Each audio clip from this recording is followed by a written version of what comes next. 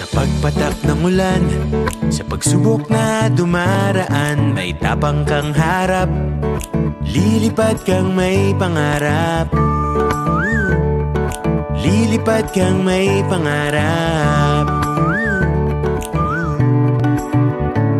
Kailan na'y di mag-iisa, susulong ka ng may kasama, may tapang kang haharap. Lilipad kang may pangarap. Lilipad kang may pangarap. Simula na ng bukas, ngayon na, ngayon na. Simula na ng bukas, ngayon na, ngayon na. Simula na ng bukas, ngayon na, ngayon na, ngayon na. Sabay sa pagbabago, harapin ang bagong mundo. Simula na ng bukas, simula na ng bukas ngayon. I am safe dahil lahat ng kasama ko ay safe. May care kit mula sa McDo so we can take care of ourselves better. Sa bawat shift, may regular health checks din.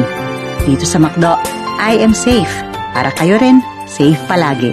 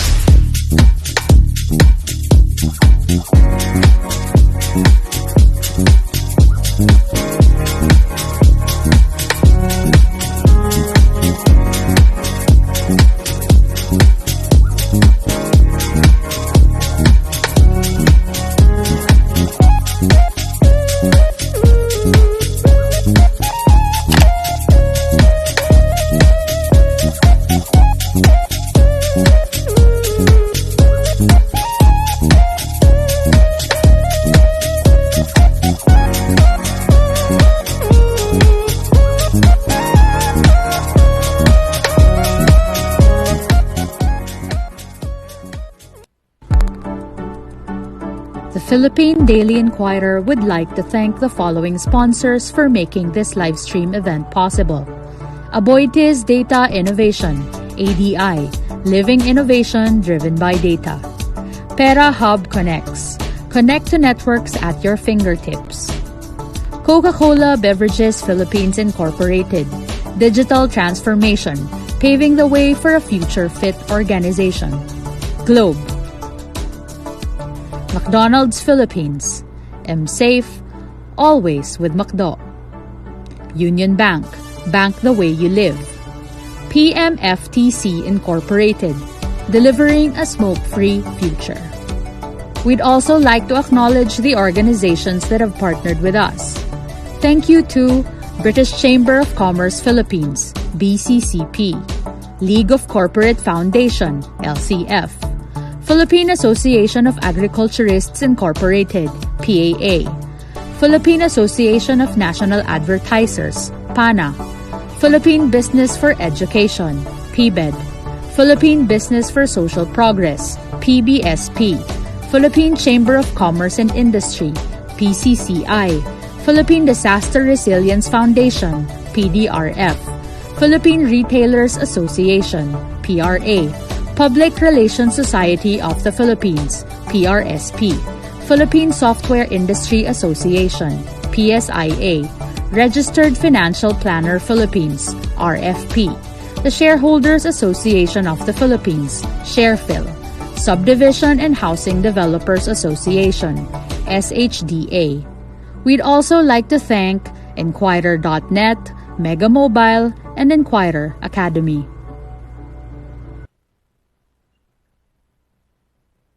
Good afternoon, everyone. Thank you for tuning in to the Inquirer Project Rebound webinar series presented by the Philippine Daily Inquirer. My name is Pam Pastor. I'm the Assistant Lifestyle Editor of the Philippine Daily Inquirer, and with me today is Dax Lucas, Inquirer Business Writing Editor, who will be my co-moderator for this live stream event. The Philippine Daily Inquirer and its sister companies introduced Project Rebound in the desire to empower Filipinos amidst these difficult times and to do its part in helping our economy bounce back. We've been doing this by sharing insights from experts and success stories that are meant to inspire others to recover and thrive as well. This is also why we are here today. But before we proceed with today's webinar, we want you to know a little more about Project Rebound. Please watch this video. The COVID-19 pandemic and the resulting lockdowns have dealt a heavy blow on the economy. Millions of Filipinos were left jobless, thousands of companies were forced to close, and thousands more have had to downsize to ride out the downturn. But all is not lost. Almost a year into the crisis, the Philippines has begun its journey to recovery with stimulus measures and policies in place. Filipino companies, groups, and individuals have also shown their resilience and are slowly regaining their footing. The Philippine Daily Inquirer, along with its sister companies, seeks to do its share to help the Philippines bounce back from this unprecedented crisis by doing what it does best: tell the stories that empower the Filipino. Through Project Rebound, the Philippine Daily Inquirer will share expert insights and inspiring stories of how businesses can accelerate their recovery, how to retool and recalibrate to survive and even thrive amid the COVID-19 pandemic in collaboration with the government, civil society, and the private sector. With its 67 million strong reach across multimedia platforms, the Inquirer Group is indeed in a favorable position to inspire a rebound from the crisis. Together, we can and will overcome. This afternoon, our topic is navigating the COVID-19 crisis, how businesses can regain their footing. As we all know, this is one of the great business questions of our time. Everyone wants to know what the landscape will look like in the coming months and weeks. Everybody seems to agree that nothing will ever be the same again and that no one will be returning to the old normal. But what we want our stakeholders to get a better feel of is just how different the future will be over the near, medium, and long terms. This is what our experts today will help us with, to give us the lay of the land, so to speak. Because that's what many of us really need to hear nowadays, to gain insights from some of the best in the business. So here we are. Pam, back to you. I'm sure you're excited to meet our guests today, but before I introduce them, we would like to give you an exclusive offer. Everybody watching right now, the Philippine Daily Inquirer has a special offer for you. It's a 30-day free trial of its digital edition, Inquirer Plus. We're flashing the details on your screen on how you can take advantage of this exclusive offer. And to know more about the Inquirer Plus subscription, please visit shop.inquirer.com.ph. Okay, now I'm ready to introduce our speakers, and I'm very excited to do it. Our first speaker is Mr. Eric Teng. Eric Teng is an entrepreneur and currently the president of Presto PH, Mango Tree Philippines, which is my favorite, Genki Sushi Philippines, Kureji, and Cocina Peruvia. Now, Resto PH is made up of restaurant owners of the Philippines. It was formed in May 2020 to help restaurant operators survive the pandemic because, as you know, the food industry is one of the most affected industries during the COVID-19 pandemic. Currently, Resto PH functions as a coordinating body for dialogue with the government and LGUs. Good afternoon, Eric. Good afternoon. Thank you for having me. Next, our next speaker is Wick Veloso. Wick holds the position of President and CEO of Philippine National Bank, and he's also the President of Bankers Association of the Philippines. He previously worked as President and CEO of HSBC Philippines, and he graduated from De La Salle University with a degree in Bachelor of Science in Marketing Management in 1986. Good afternoon, Wick.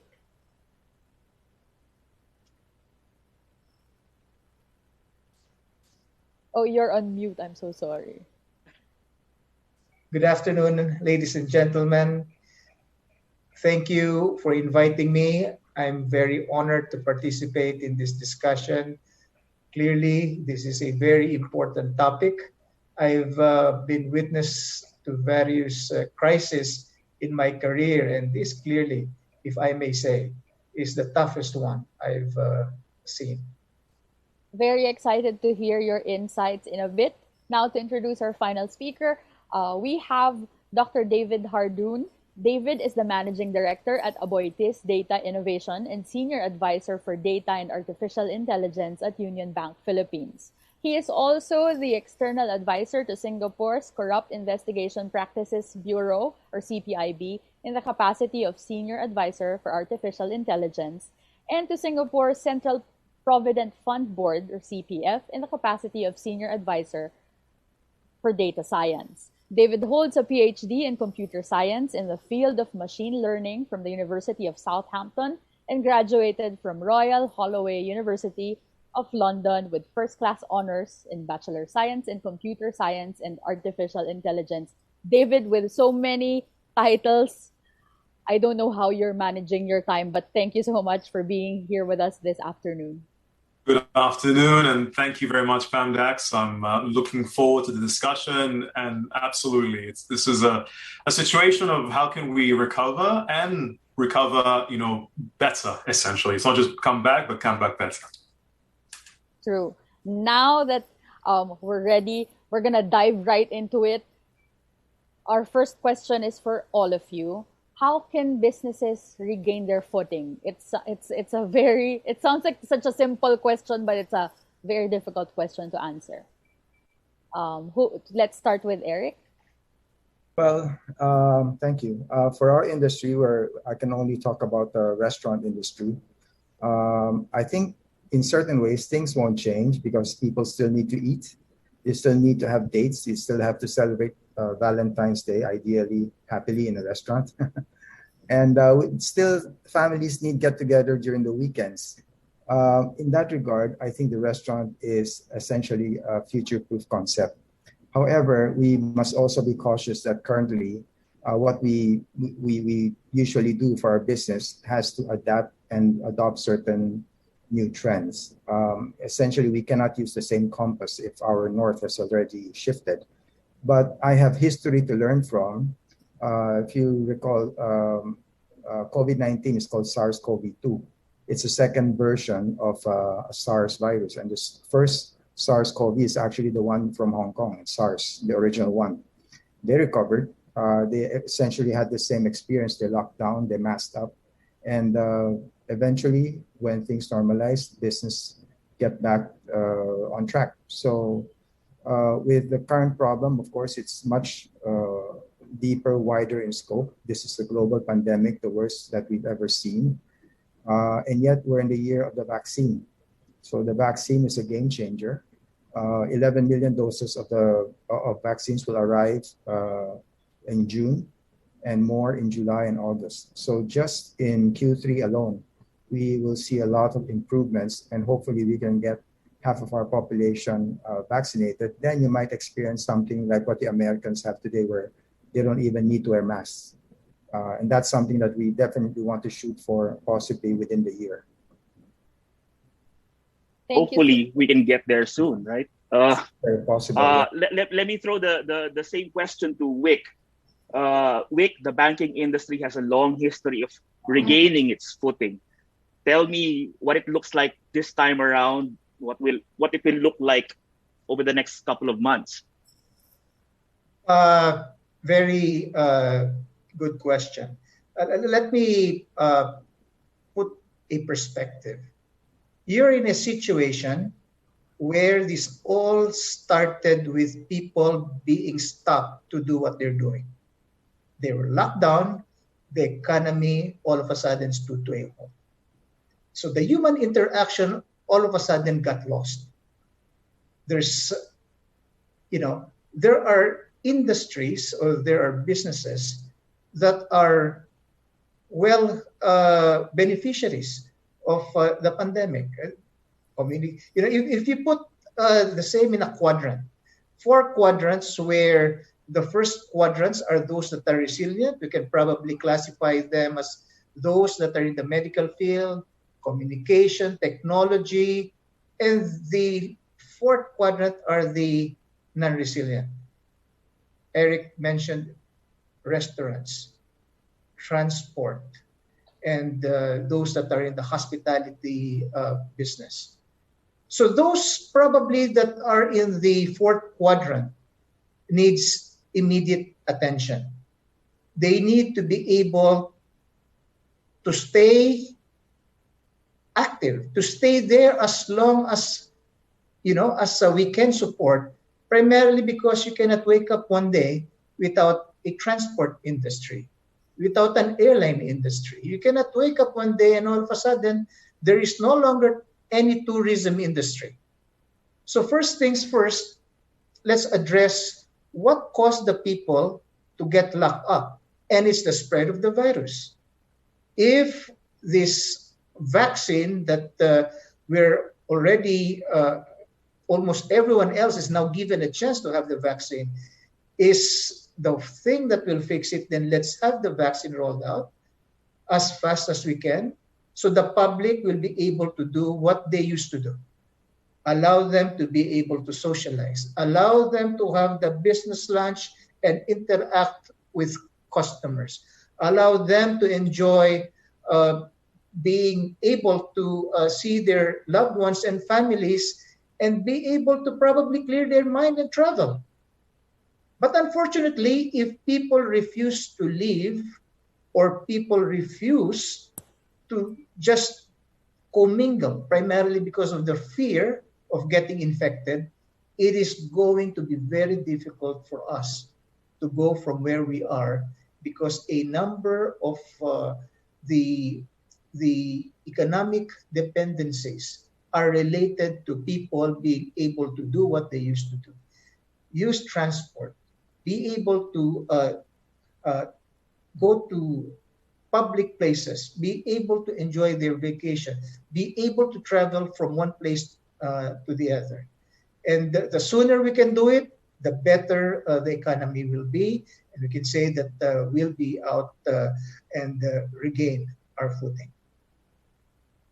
Thank you. And now let's have David.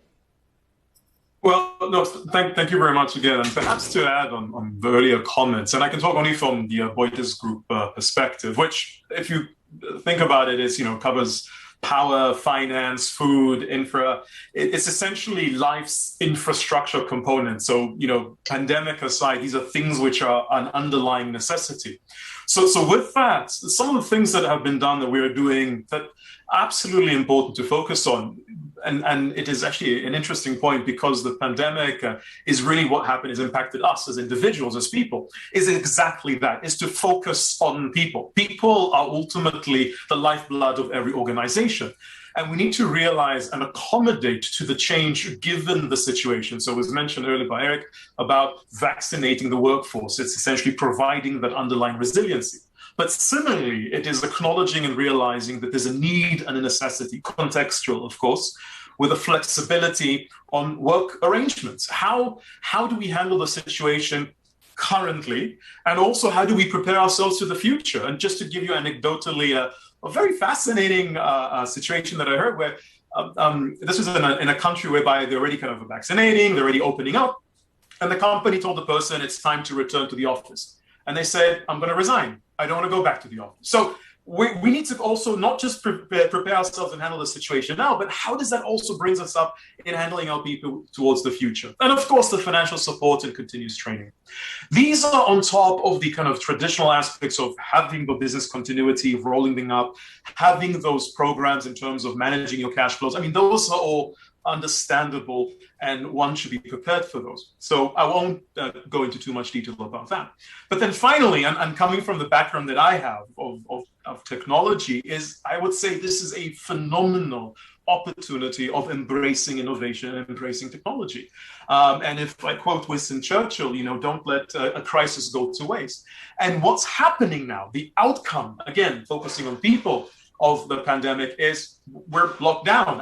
human-to-human interaction has been impacted. Therefore, the services and how we traditionally attain those services has changed.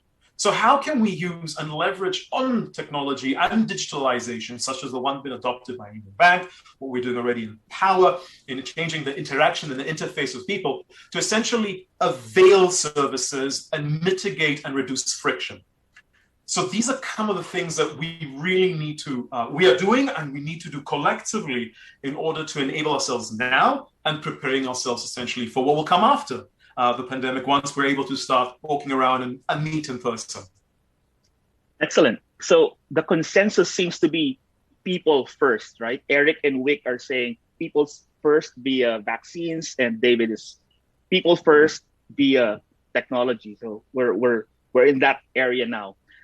Let me take a little step backwards and ask all of our guests to take a look at the Philippine situation and tell our audience where you think the Philippine economy is standing now.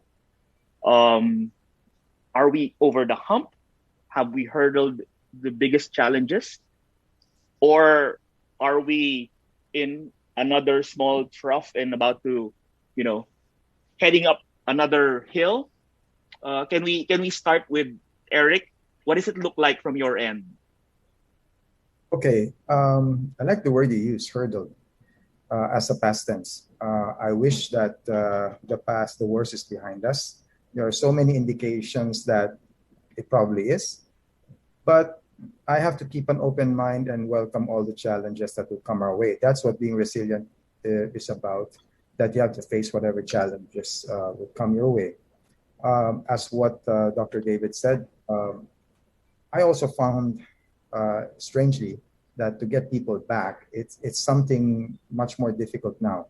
The blessing in this crisis, and I'm sorry to use that word blessing, I know so many people lost friends and family, but a sad blessing from this crisis is that so many people learn to be independent. They learn to be resilient. They learn to be entrepreneurs. These are the future employers. These are the future group who's going to help with recovery.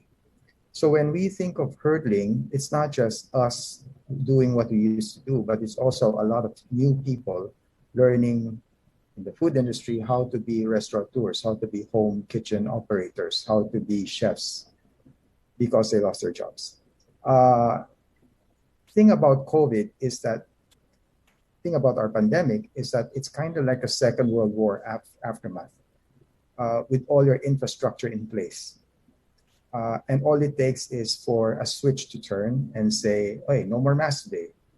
And I believe when we get to that state, you're probably going to book flights to go to Boracay or Paris or anywhere and travel and go to your favorite restaurants, bring your family out. That's going to be a big boom for the economy, for the world economy, not just for the Philippines.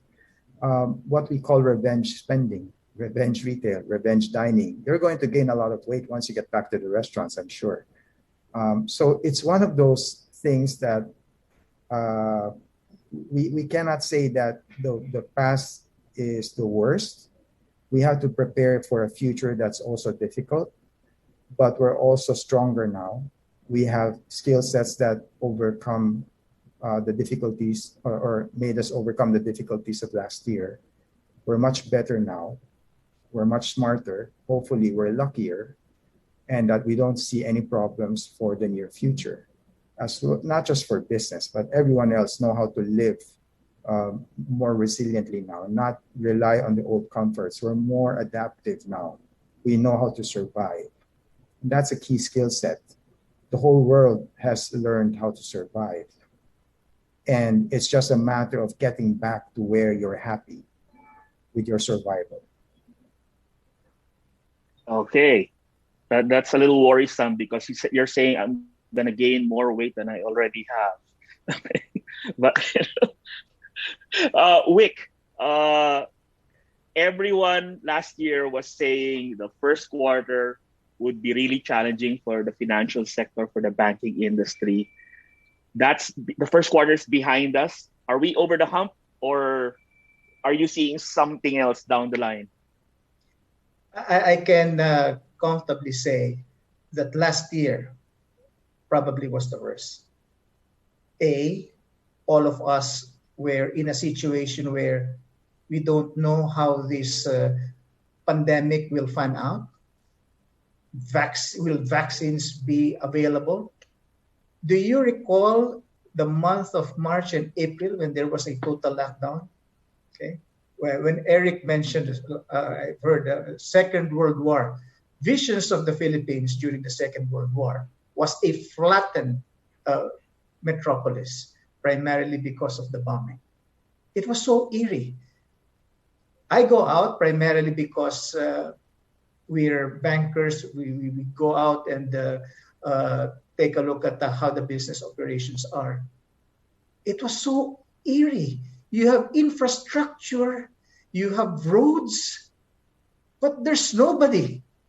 It is so clear. The roads are clear, and it's actually very scary because 5 p.m. or the rush hour where you expect vehicles to be crowding the main thoroughfares are totally out. You see planes just parked by the airport, and the airport is totally locked. You can't imagine what we faced last year, having no idea how everything will fan out as opposed to what we have now. Now, the number of infections has got a strong correlation to how our economy will go. The higher the infection, government will enforce a lockdown. Therefore, economic activity will slow down. Lower infection will allow them to loosen up. So just watch the number of infection every day. You'll have an idea where the economy is headed to. From where we are right now, foreign exchange rate is appreciating. It's very clear. It is appreciating because there is no demand. That's actually supposed to be a very scary thing. Okay? So an appreciating currency tells us that people are not stocking up on inventory, primarily because there's nobody to sell them to. So if we're able to hurdle that, now comes, okay, and I'll segue to what has been mentioned earlier, revenge spending. And this is actually what's been experienced in other economies that already started to pick up. Please take note. The amount of inventory you have, the moment people start to spend, may not necessarily be enough to service the demand. And that's when inflation will start to become a challenge. The inflation right now that we experience 4.5 is not primarily because of demand. This is more of a cost push function. There is not something that I'll get scared or worried about. But I'll be worried when I only have 4 pieces of biscuits with a demand for 20. That's scary because the rest will just pay up and be able to acquire the remaining biscuits that I have. And I'm just sharing, the moment things started to normalize, that can be the potential issue. So it's important for us to be wary of where things are, because I'm getting the view that the government, the private sector are doing everything to contain the pandemic. It's probably not as much as the 15,000, 14,000 infection last March. We're down to 4,000, 5,000 levels. And hopefully the moment it goes below 1,000, I can just imagine a lot will start to travel, go to the malls, start to dine out. Now, you can just imagine how people probably have missed the life that they've lived in the pre-pandemic. Back to you, Dax. I like those kinds of challenges rather than the ones we had last year, actually. David, we're talking about. Say, yeah, go ahead. Yeah, I have to say I'm not quite sure how I feel about the term revenge spending, especially because it's the wife that does most of the spending. But on a less joking and on a positive note, I have to say I fully concur with the comments made earlier by Wick and Eric. And I'll start off by saying last year was fundamentally worse, and the reason why it was fundamentally worse is because we truly had no idea what we're dealing with.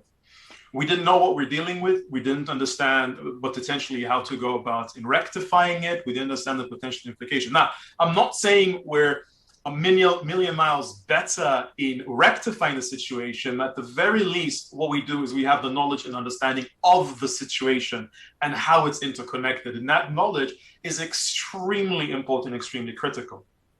What that essentially entails, and I think, going back to the half joking term of revenge spending, I fully agree. It's not that people don't want to go to restaurants and buy food. It's not that people don't want to go to the stores. It's not that people don't want to go on travels, go to hotels. They do. We're artificially, obviously with a very good and justified reason, but we're artificially limiting and preventing that ability to spend. So we're kind of in an odd situation. Now, obviously, this is not just about Philippines. There's an interdependency and a connection with the rest of the world and how it deals with the buying and spending with other economies. But at least there is an ability of rejuvenate and restart things. So I'm an optimist. I'm truly, truly an optimist that things can be improved.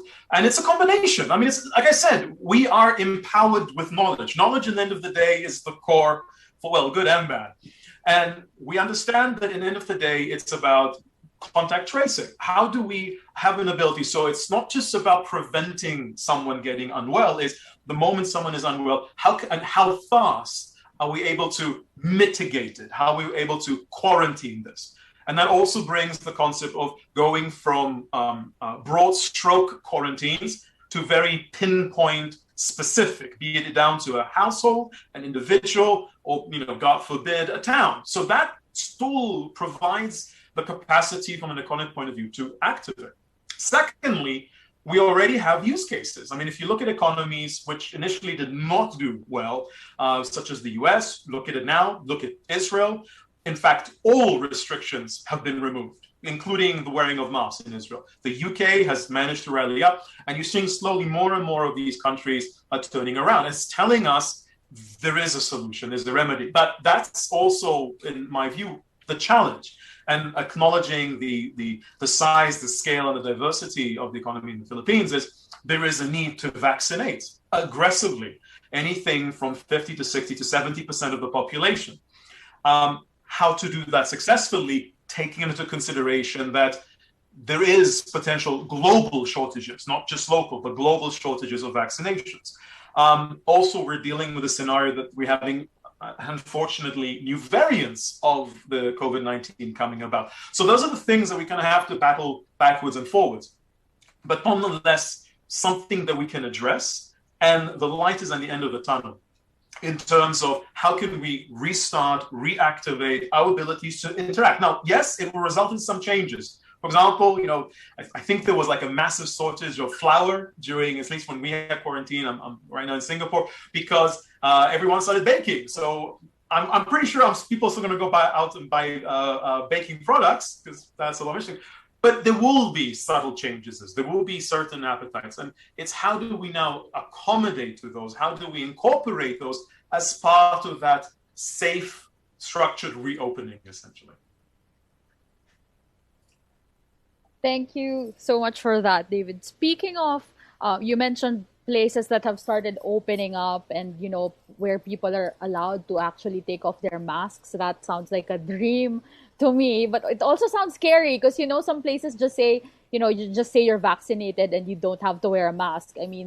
Not everybody's going to be honest about that. But I was wondering, because this is a real fear for me. Do any of you have that fear that we might get left behind by the rest of the world? Because clearly, our vaccination rollout isn't as fast as many other places.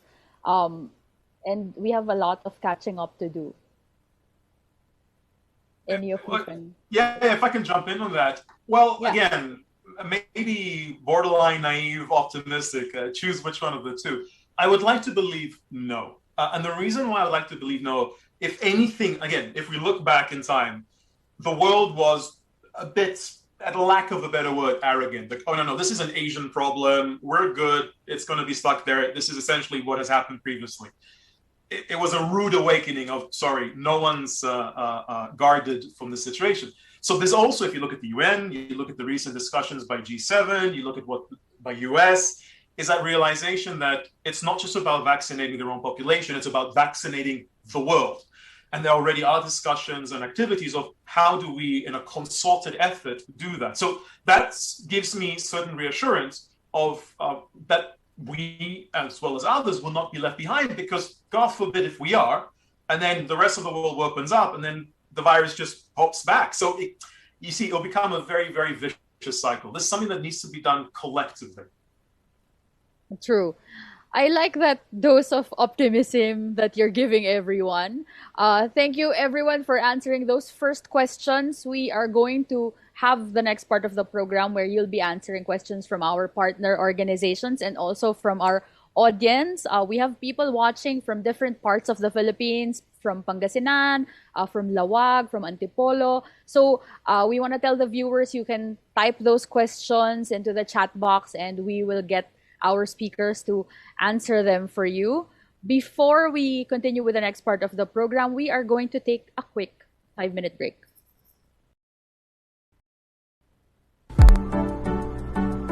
The Philippine Daily Inquirer would like to thank the following sponsors for making this live stream event possible. Aboitiz Data Innovation, ADI, living innovation driven by data. Pera Hub Connects, connect to networks at your fingertips. Coca-Cola Beverages Philippines Incorporated, digital transformation, paving the way for a future-fit organization. Globe.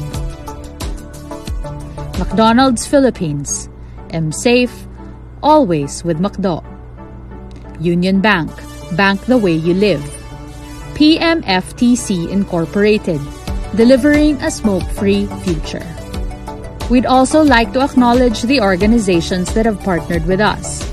Thank you to British Chamber of Commerce Philippines, BCCP, League of Corporate Foundation, LCF, Philippine Association of Agriculturists Incorporated, PAA, Philippine Association of National Advertisers, PANA, Philippine Business for Education, PBED, Philippine Business for Social Progress, PBSP, Philippine Chamber of Commerce and Industry, PCCI, Philippine Disaster Resilience Foundation, PDRF, Philippine Retailers Association, PRA, Public Relations Society of the Philippines, PRSP, Philippine Software Industry Association, PSIA, Registered Financial Planner Philippines, RFP, the Shareholders Association of the Philippines, SharePhil, Subdivision and Housing Developers Association, SHDA.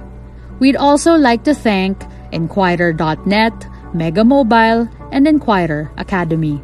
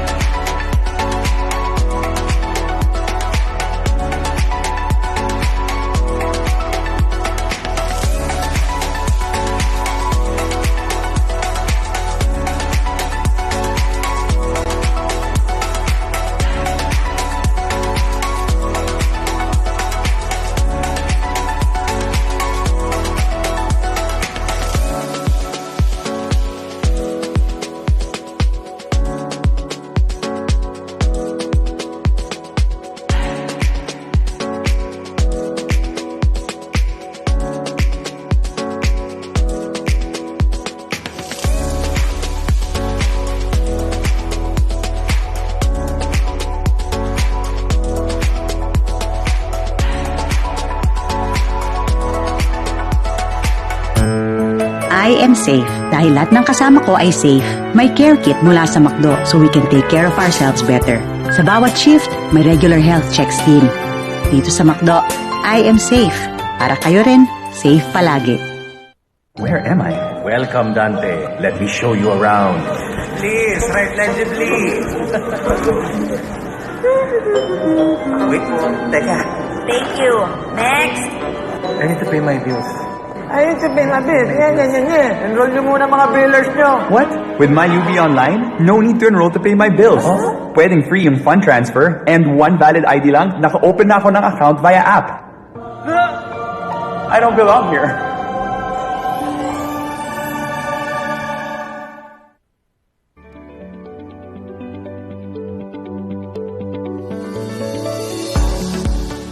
The world is changing. Disrupting our own business. Our consumers are changing. This is the next step. The market is changing. We're listening and we're responding to their needs. We're leading change for a smoke-free future.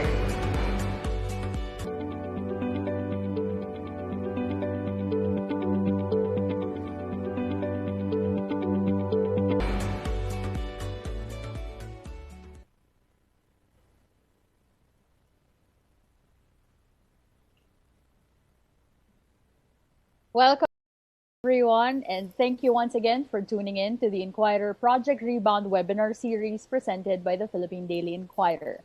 Now we're going to the next part of the discussion where we ask our speakers questions from our partner organizations. This first one is from the Public Relations Society of the Philippines. I know that Sir Eric mentioned revenge spending earlier. But they want to know, are there early indications as to how consumers might behave and what their consumption patterns might be when businesses begin to reopen? And how must businesses adjust to the evolving behavior of consumers? How can we encourage them to patronize businesses given the trauma they have experienced during the pandemic? Okay, so a good question. Actually, we can cheat a little and look at what's going on outside of our country. When they announced no more mask requirement for the US, I think within that same week, 1.8 million Americans traveled by air.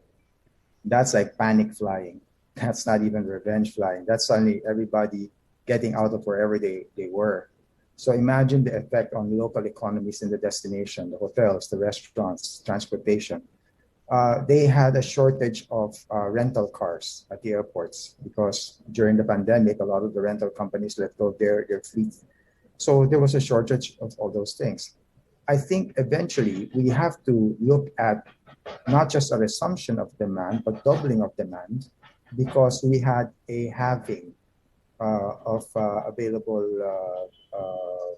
how do you say this, venues for consumption. So once it becomes available, of course, everybody's going to jump right back in. There was a phrase that a lot of people threw around before, the new normal, the new normal. The new normal wasn't normal. The new normal is what we are in right now. What everyone wants is to get back to the old normal.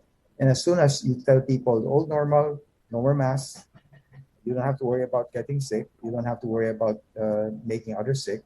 I think you're going to get out and start spending money. Just to share some personal info, I got myself vaccinated. I had my second dose 1st of May. I'm one of the comorbidity group, not the senior citizens group, okay? Just the comorbidity group. And what did we do after? I've been fully vaccinated for a month. We keep going out. We not just restaurants, we were looking for places to spend weekends. We were thinking of where can we go with our parents? My parents are also fully vaccinated. They're in their early 80s. I'm wondering where we're going to spend our vacation next. How are we going to book for flights? Where are we going to go next? It goes back to the old, where you want to go, your old addiction. The things that give you pleasure before, the same old dose. It doesn't change. We didn't change. Things are changing around us, but we did not change. We have to go back to the way we were. So ask every single person around you, when all this is over, a lot of people ask, what are you going to do when they tell you no more masks? They're going to travel. Where do you want to go? Then they name just like 3 countries that they want to go to that they miss so much. And they want to go back to doing the same old things before. Watch a movie. how long has it been since you've been to a movie house? So I think just ask yourself what you want to do, multiply that to everyone you see. We're all in the same boat. We're all going in the same direction. And eventually, within the year or early next year, it's going to come. I'm very confident. All you have to do is get yourself vaccinated, stay healthy, stay alive, keep as many people around you safe, and you'll get back to normal, right? I love that. Thank you. Thanks, Eric. Looking forward to following in your footsteps, hopefully soon. Okay, I'm gonna direct this next question to Wick because this is right up your alley. This question is from the Philippine Association of Agriculturists, Inc. Okay, what are the best practices in protecting the welfare of a company's employees when they are severely affected by the shocks of the pandemic? And I'm directing this to Wick because you have several thousand employees of your own around the country. You know, just like in the any business, no, you have a manual. If in the event something happens, these are the things you get to execute. But in the manual, I cannot remember anything related to a pandemic in one of the scenarios where all of us are going to be locked down. Okay, just want to share with you first what we did. Those that have office laptops, we allowed all of them to bring their office laptops, require them to work remotely, not necessarily work from home, but work remotely. Those that do not have laptops, we provided them with their desktops. We registered the desktop number, allowed them to bring it home and be able to work remotely as well. Second, the most important aspect is communicate. Almost every day, I visit electronically between 5 to 6 branches out of our 716 branches, saying hi, hello. The first few days was difficult. Some were emotional. Branches are the frontliners. Some of them are asking, why do we have to go out and face, the virus with others working from home? How come we're supposed to go out? And during that period, it was so scary because I remember what was being asked before, if we can import, okay, was a lot of these intubation machines, because we really don't know how this whole thing will fan out. And there's always this news that every hospital already used up their machines and we probably need to import more. And people are just so scared. People are so worried. So continue to communicate, continue to speak with them, continue to be able to allow themselves to know that they're valued. And we visited digitally 76 offices in 16 countries. We visited 716 branches.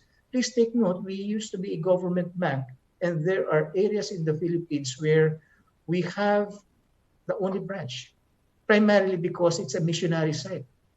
But if there's one thing that I'm very proud of, I always ask them, do you have food? Do you have medical supplies? Anything that you need? The supply chain of the country was working. I'm very proud to share that with you because I have direct connectivity. I also heard about how things were being treated from a neighboring country. They were from a neighboring country from the south. They were delivering some of our kabayans, and those that they suspect to be infected are just being thrown out as if they're like refugees being dumped into a boat. Go back to the Philippines, and you guys take care of yourselves. So it's important because I do get, if you communicate with everyone else, they feel confident, secure, that you would like to find out how you can best help. 2, it allows you to be able to structure more your organization to best react to whatever things that they needed. And third, allows them, allows your employees to be able to just say hi, hello, because that's one of the most important things. We developed a concept of bayanihan. When there was no transport, everyone now decided to find a way to help each other out. Some walked, some took a bike. Others are able to even come up with their own, branch pantry. And they cook breakfast, they cook lunch, and make sure that whoever's got a car will be able to bring them back or fetch them in the morning. So I again repeat, it's just continuously communicating, and that's the key. So basically, it's a lot of hand holding, but this time online through technology, right? Online through technology. Yes. The next question is from the Philippine Disaster Resilience Foundation. With the inclusion of more workers in the A4 categorization for vaccination, what do you think will be the impact of this on businesses? Who wants to take that? Okay. Yes, Eric, please. I suddenly saw an increase in sales in my restaurants where the malls were being used as vaccination centers. That's like the new movies. People queue up, and then after they get their shots, what do? They're in the mall. So they go shopping, they go eating. And the A4 is one of our biggest category right now. So it's probably going to last 3-4 months of total vaccination for our frontliners. Getting them out and about, getting them feeling safe, taking the fear out of living day to day, that's going to bring a lot of confidence back and planning for the future. Businesses will start to look at reinvesting again, looking for new sites, new stores. And that's something that's very promising. We've been waiting for this A4 group for a long time. Finally, it's here. And we just got news that 11 million doses, as I said, will be made available within June. And the A4 category, that means a lot of them will be vaccinated in a very short period of time. So please have as many people as you know get vaccinated. It will change your life. Really, it will change everything. Pam, if you don't mind, I just wanted to add something to that, and also yes, your please. question. Go ahead.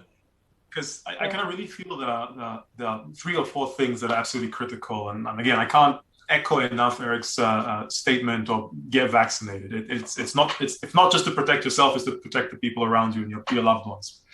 But what can and needs to be done from a services point of view is kind of really also acknowledge these 4 things. One is need to emanate business as usual, need to provide that comfort that, look, things are running. So, and in fact, speaking about food and vaccination center next to restaurants, I know in countries and locations whereby they actually tie in with those. So literally you get a free pizza or you can get a coupon. In the US, they've done lottery.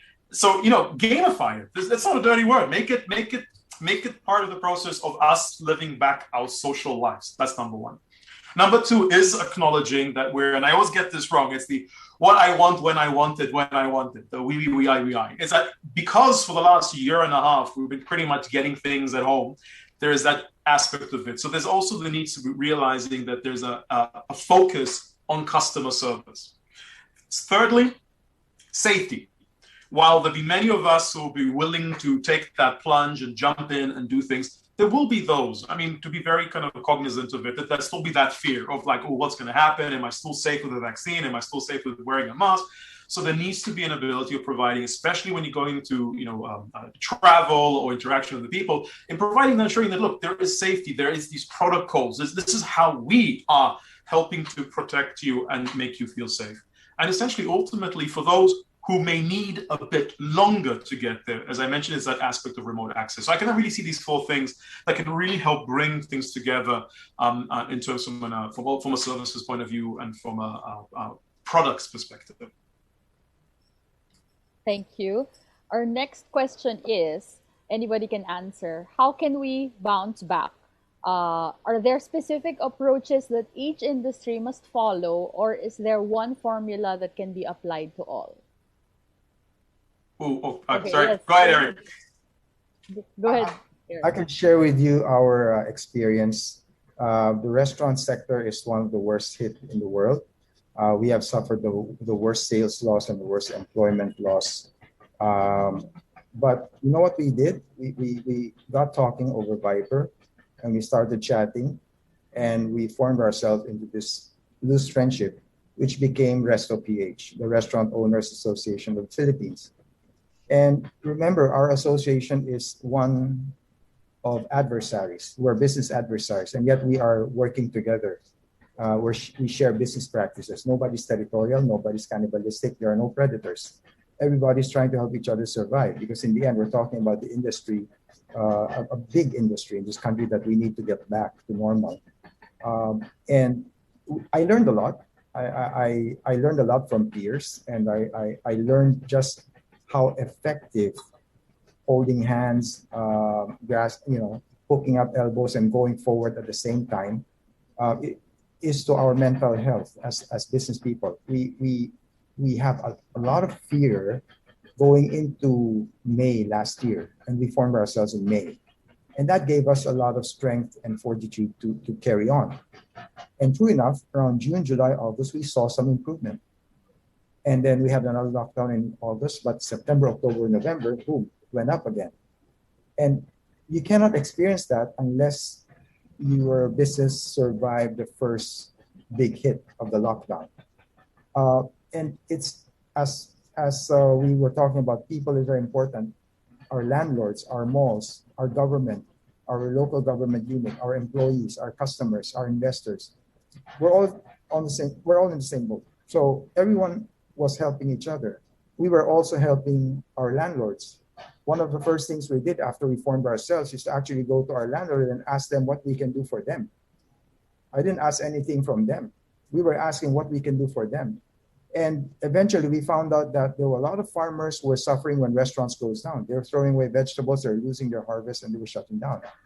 So we worked with the Department of Agriculture, and we looked with SM, and they offered us a location, and we created something called the Farmers Produce.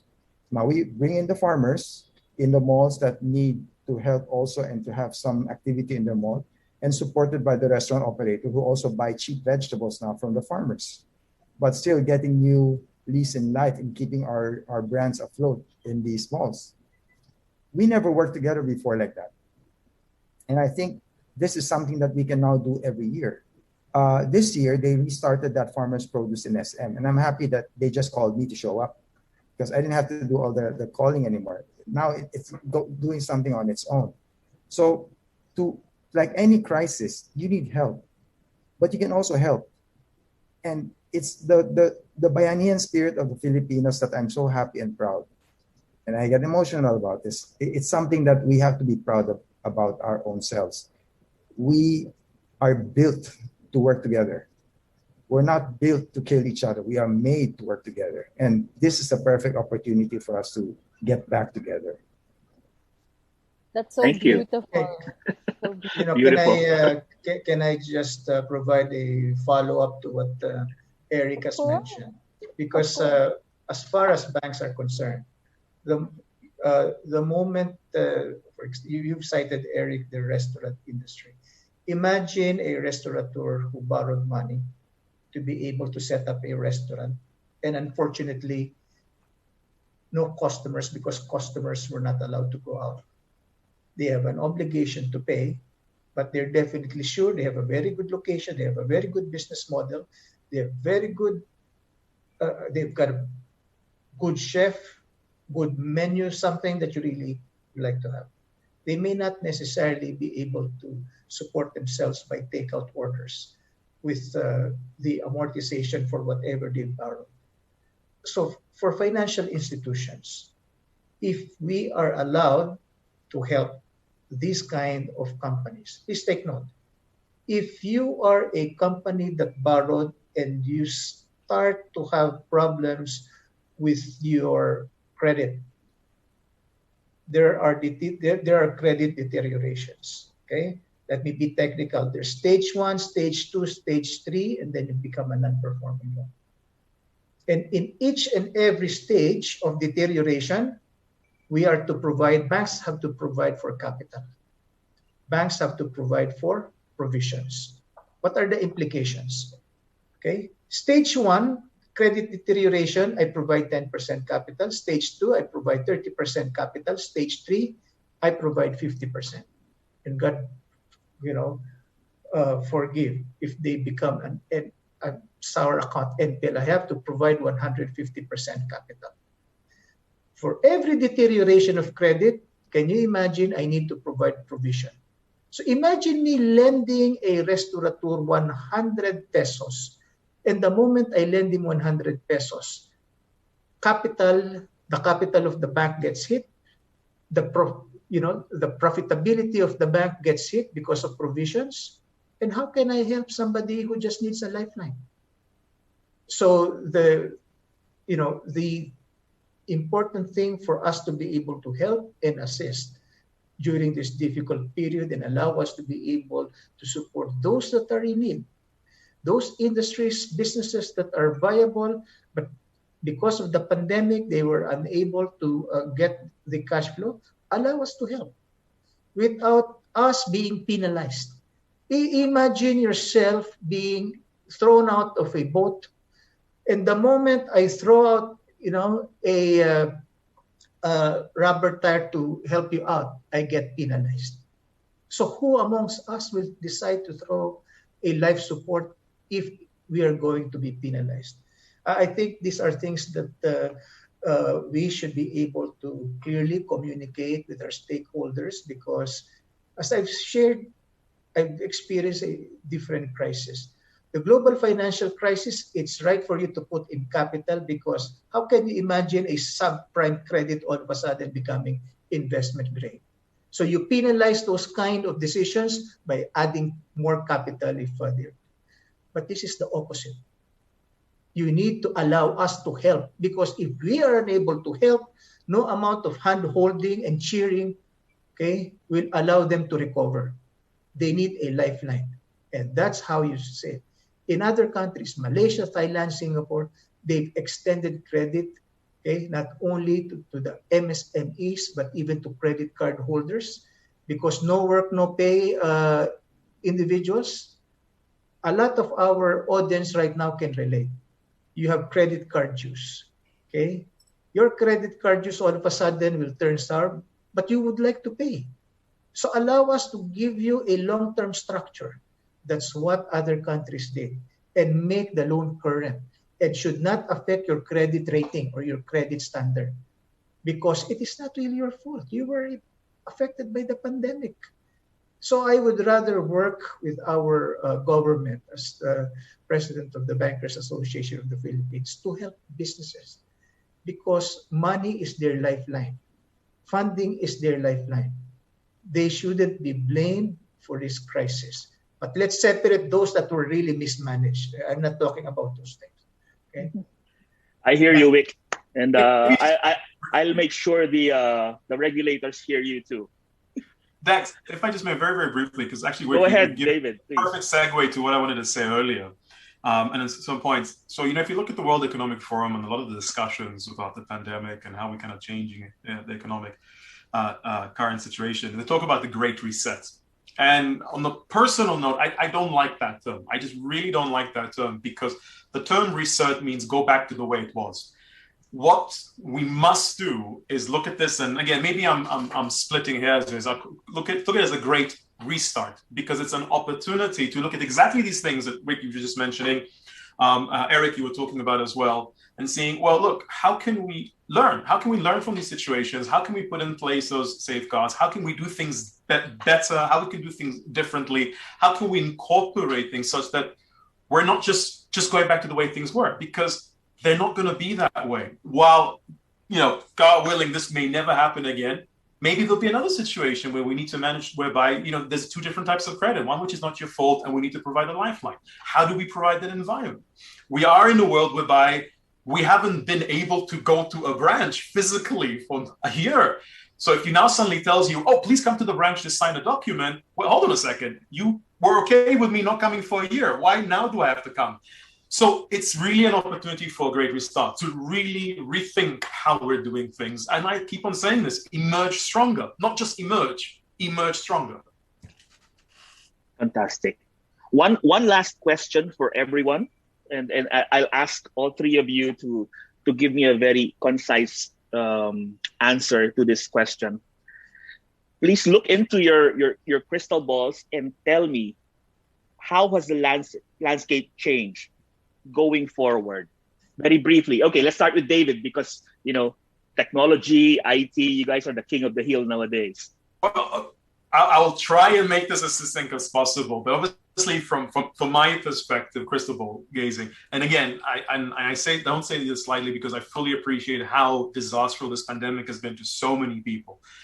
But if there's one thing that has been positive about it, is that the necessity of innovation, the necessity of technology, the necessity for digitalization, it's no longer it's a nice thing, we will look into it. It's a lifeline. It's digitized or perish. It's as simple as that.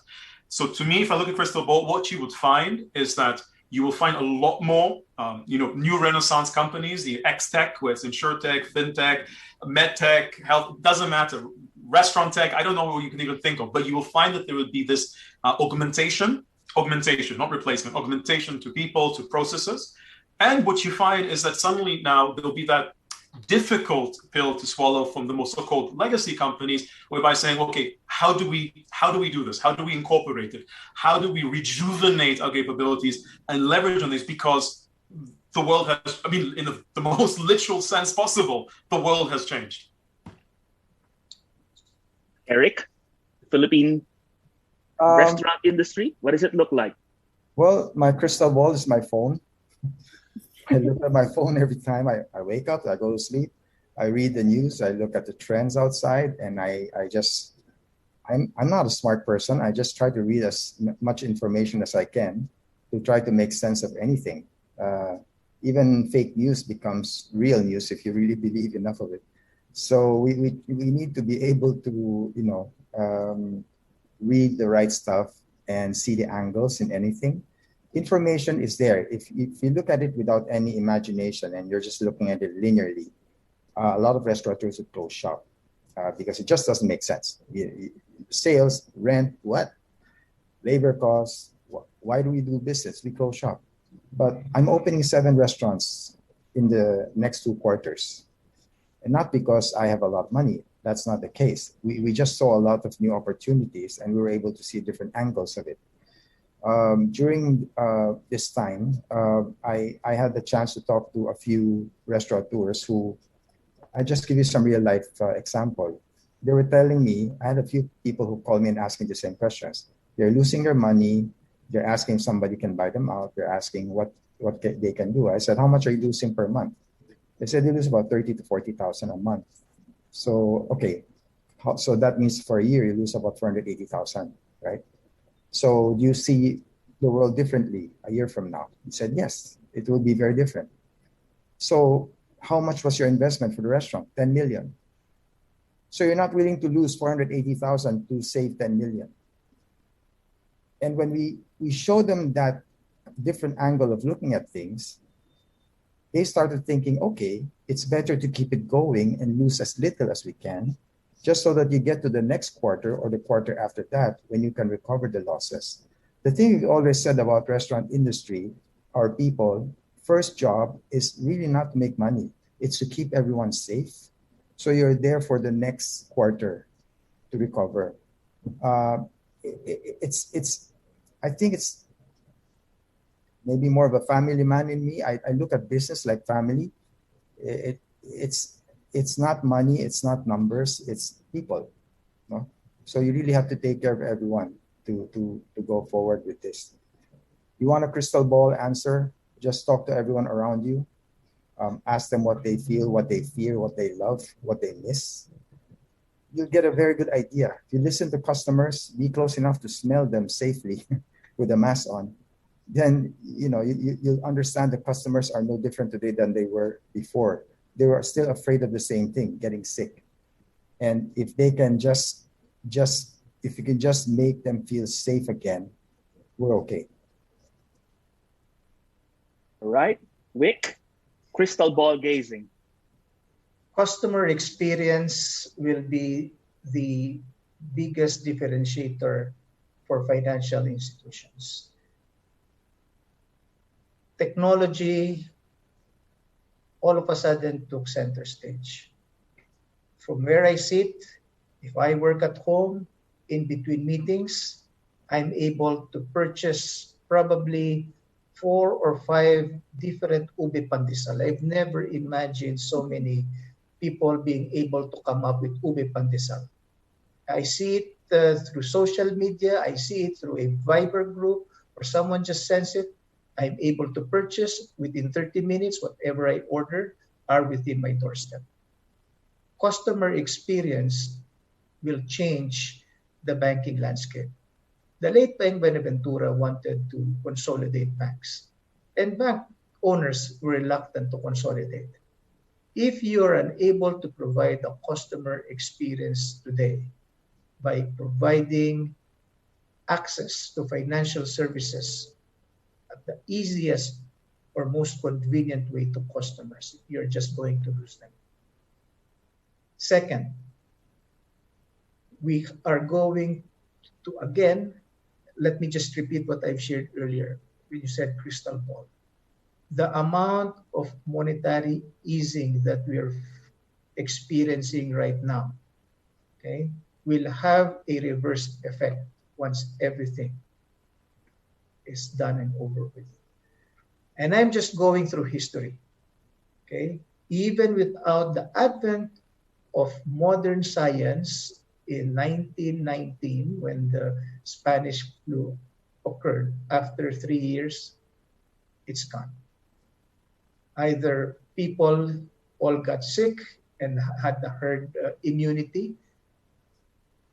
The moment that either revenge spending or however you call that going back to normalcy occur, the low amounts of inventory, the first kick that we'll have, okay, is a surge in prices. And a surge in prices means higher inflation, higher interest rates. If you recall, for those that follow trends in the economy, you bring interest rate down or you bring interest rate up, comes up with a corresponding net effect, which again will dictate the trend for the next 10 years. Every 10 years, there is something that occurs in the financial markets that allow you to be able to again experience volatility. Let this not be the next volatility that can occur. But I would rather say that let's just make sure that all of these things get to be managed properly, because if they're managed properly, then we prevent them from happening. And third, again, let me repeat, banks would like to help, but allow the banks to be able to help without being penalized. And they'll be able to really support those that are impacted by this pandemic. Thank you. Thank you so much. There's so much more that we want to discuss, but sadly, that's all the time that we have for this Inquirer Project Rebound webinar. Once again, we want to thank our speakers for sharing their valuable insights and experiences. You've given me a lot to think about tonight. We will be ending this online discussion with closing messages from each of our speakers. Let's start with Mr. Eric Teng. Well, the vaccine is here. Let's get vaccinated as soon as possible. It's probably one of the main keys that we have right now to open up our economy. Vaccinate your parents, your kids, if they're allowed to, and everyone who hesitates, and try to debate anything that you feel is fake news. There's so much out there. I've heard things from they're afraid to get vaccinated because they don't want to turn into zombies, or something like that, and that's quite common. And frankly speaking, I think they're serious. So we really have to fight a lot of fake information out there and get vaccinated as soon as possible. Please follow the science. Thank you. Thank you, Eric. Vic, parting shots? Again, communicate. with your family, communicate with your employees, communicate with your customers, communicate with your regulators. By communicating, you'll be able to relay challenges that's faced and come up with solutions. And together, we'll be able to achieve greater things together. Thank you. Thank you, Wick. And lastly, let's hear from David. Well, not much more I can add on those 2 points. I'll just simply say, innovate. I mean, this is the greatest testimony of human resiliency on a global scale. So let's continue that and use this as an opportunity to innovate. And I guess I keep on saying, emerge stronger. Thank you, David. This has been a very interesting discussion, and we're really grateful to our panel for sharing their insights. We hope that those of you who listened learn a thing or two, and we hope that you can apply it to your businesses as well. And that's it for our webinar today. Thank you again to our panelists for sharing their time and insights with us. And thank you once again for being part of the Inquirer Project Rebound webinar series presented by the Philippine Daily Inquirer. Thank you so much to our viewers, and we'd also like to thank Inquirer.net, Mega Mobile, and Inquirer Academy. Continue reading the Philippine Daily Inquirer for authoritative news and features. Once again, I'm Pam Pastor of Inquirer Lifestyle. And I am Dax Lucas from Inquirer Business. Thank you for joining us, and enjoy the rest of your day. The Philippine Daily Inquirer would like to thank the following sponsors for making this live stream event possible. Aboitiz Data Innovation, ADI, living innovation driven by data. Pera Hub Connects, connect to networks at your fingertips. Coca-Cola Beverages Philippines Incorporated, digital transformation, paving the way for a future-fit organization. Globe. McDonald's Philippines, safe, always with McDo. Union Bank, bank the way you live. PMFTC Incorporated, delivering a smoke-free future. We'd also like to acknowledge the organizations that have partnered with us. Thank you to British Chamber of Commerce Philippines, BCCP, League of Corporate Foundation, LCF, Philippine Association of Agriculturists Incorporated, PAA, Philippine Association of National Advertisers, PANA, Philippine Business for Education, PBED, Philippine Business for Social Progress, PBSP, Philippine Chamber of Commerce and Industry, PCCI, Philippine Disaster Resilience Foundation, PDRF, Philippine Retailers Association, PRA, Public Relations Society of the Philippines, PRSP, Philippine Software Industry Association, PSIA, Registered Financial Planner Philippines, RFP, the Shareholders Association of the Philippines, SharePhil, Subdivision and Housing Developers Association, SHDA. We'd also like to thank Inquirer.net, Mega Mobile, and Inquirer Academy.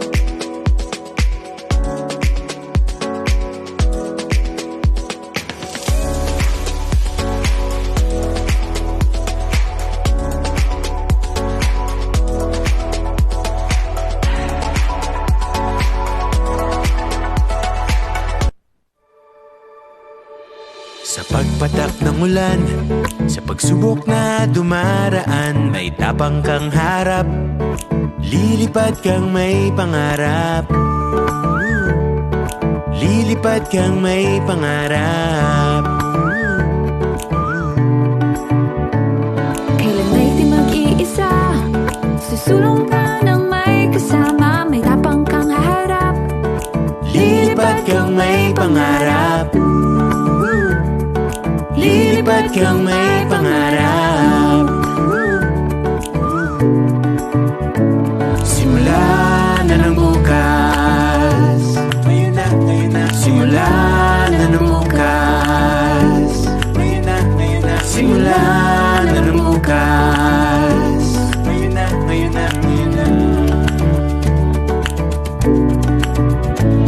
Sumpay sa pagbabago, harapin ang bagong mundo.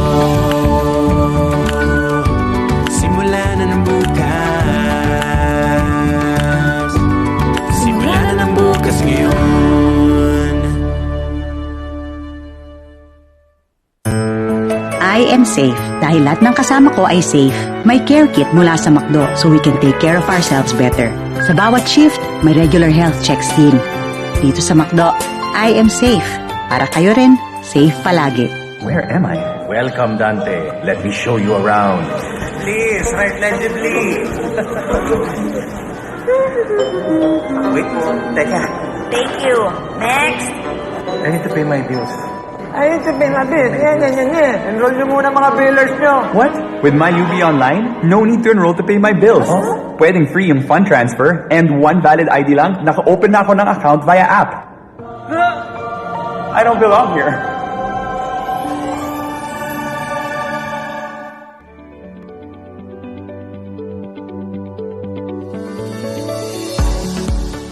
The world is changing. Disrupting our own business. Our consumers are changing. This is the next step. The market is changing.